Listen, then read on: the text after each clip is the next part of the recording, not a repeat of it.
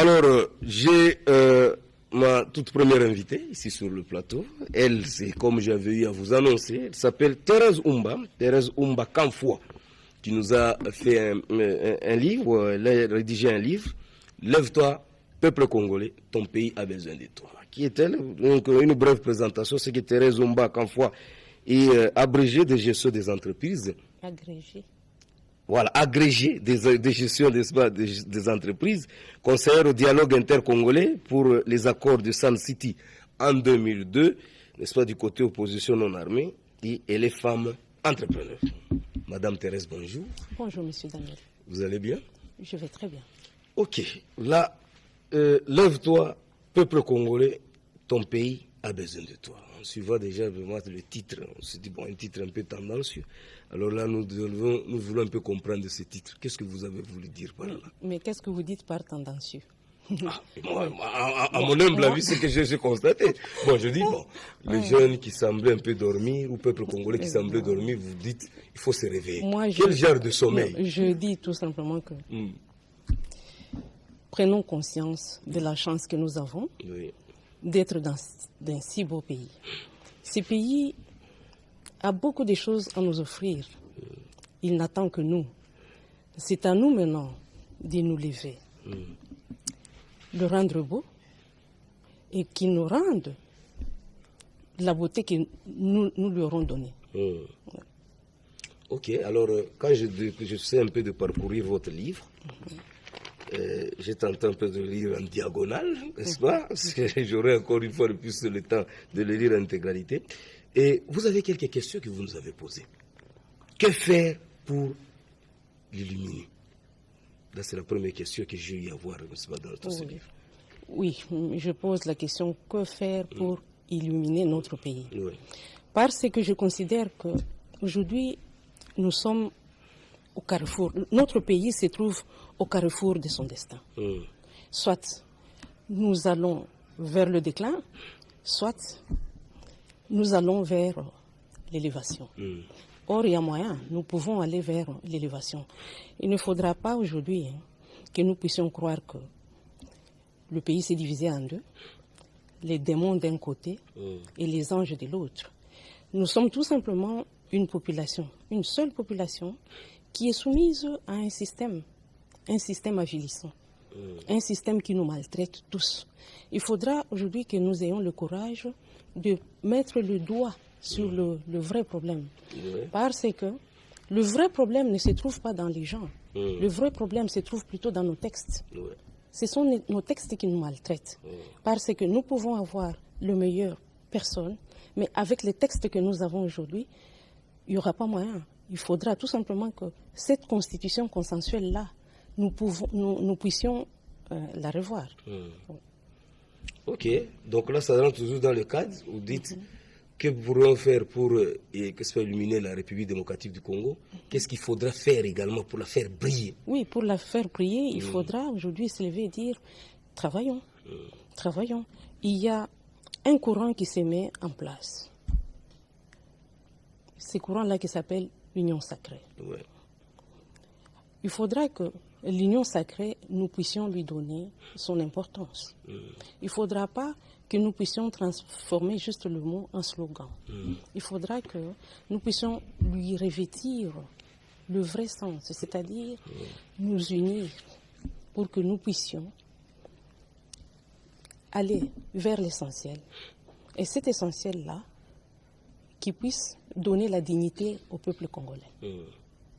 Voilà. Ok. Alors, si vous étiez le bâton de solution, quelle solution pourriez-vous donner?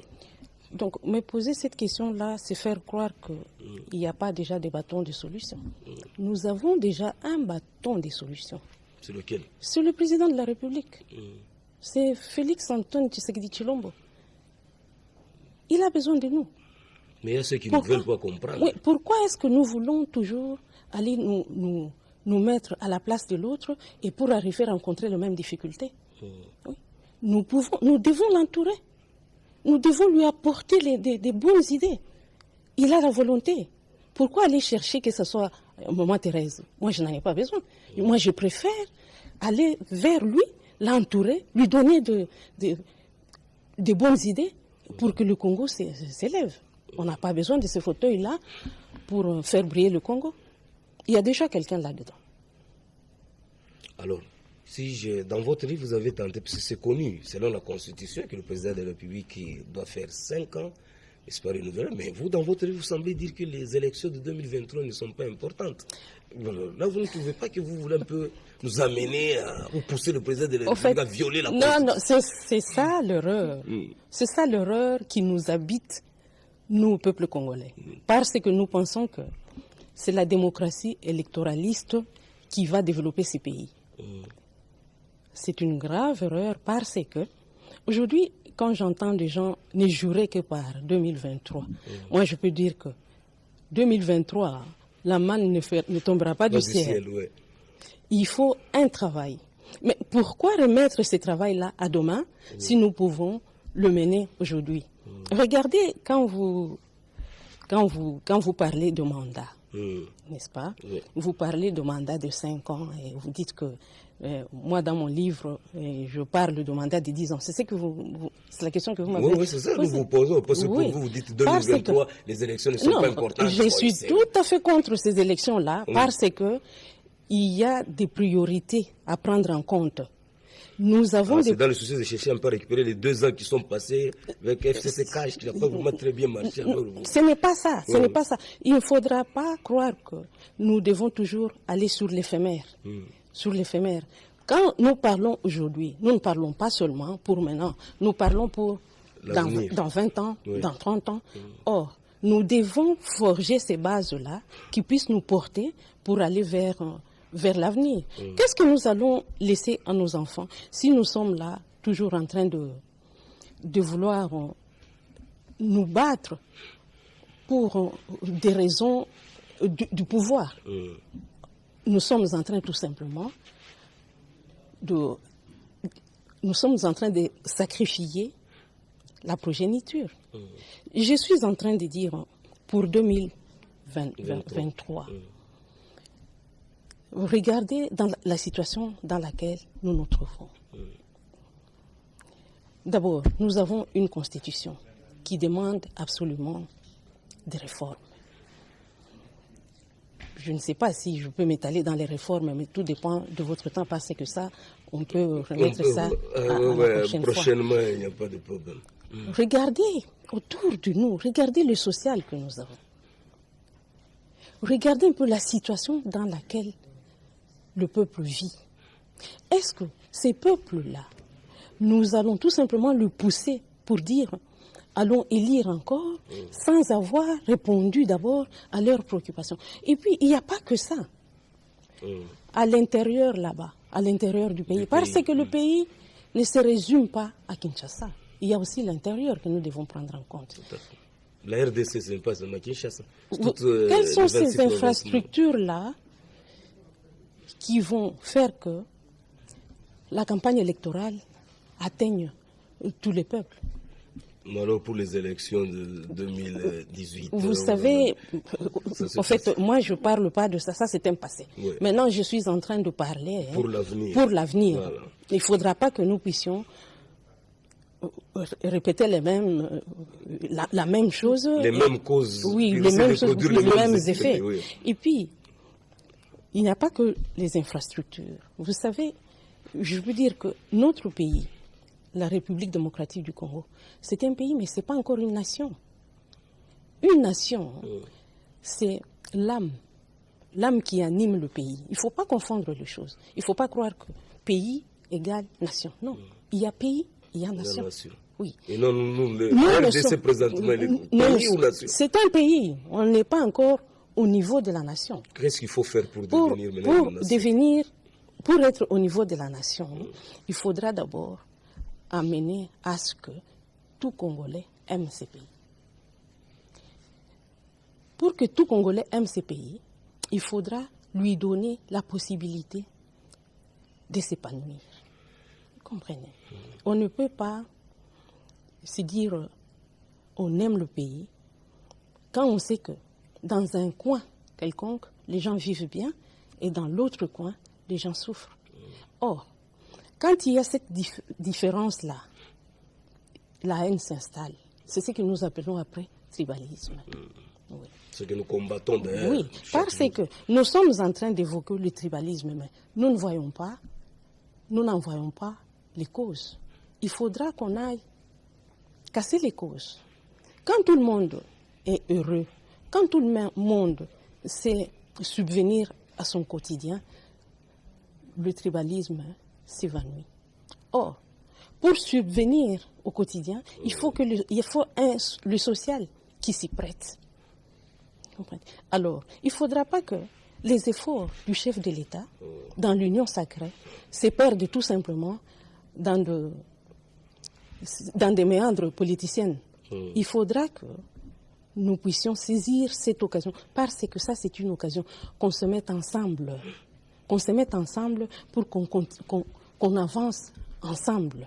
Parce que devant nous, il y a quelqu'un qui a cette volonté-là, qui a ces soucis-là de nous faire avancer, que nous puissions mettre beaucoup d'efforts sur le social, avec des plans concrets. Vous savez que, par moment, le problème qui se pose ici chez nous, c'est parce que nous n'avons pas un plan national